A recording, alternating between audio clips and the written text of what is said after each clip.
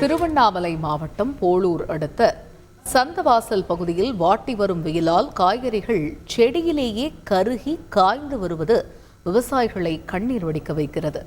இப்பகுதி விவசாயிகள் தங்கள் நிலங்களில் மிளகாய் செடிகள், கத்தரிக்காய், தக்காளி, முட்டைக்கோஸ் உள்ளிட்ட பல்வேறு வகையான காய்கறி செடிகளை பயிரிட்டுள்ளனர். அறுவடைக்கு தயாராக உள்ள நிலையில் கடுமையான வறட்சி நிலவுவதாலும் விவசாய கிணறுகளில் போதிய அளவு நீராதாரம் இல்லாததாலும் காய்கள் செடியிலேயே கருகி வாடி காய்ந்து சுருங்கி செடிகளுக்கு அடியிலேயே விழுந்து கிடக்கும் அவல நிலை ஏற்பட்டுள்ளது. கடன் வாங்கி பயிரிட்ட நிலையில் விற்பனைக்கு வர வேண்டிய காய்கறிகள் கால்நடைகளுக்கு உணவாக்கப்பட்டு வருகின்றன.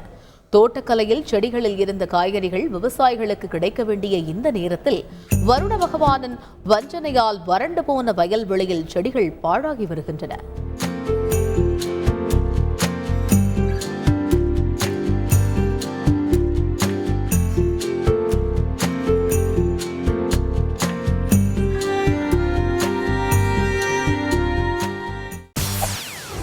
செய்திகளை உடனுக்குடன் தெரிந்து கொள்ள உடனே சப்ஸ்கிரைப் பண்ணுங்க.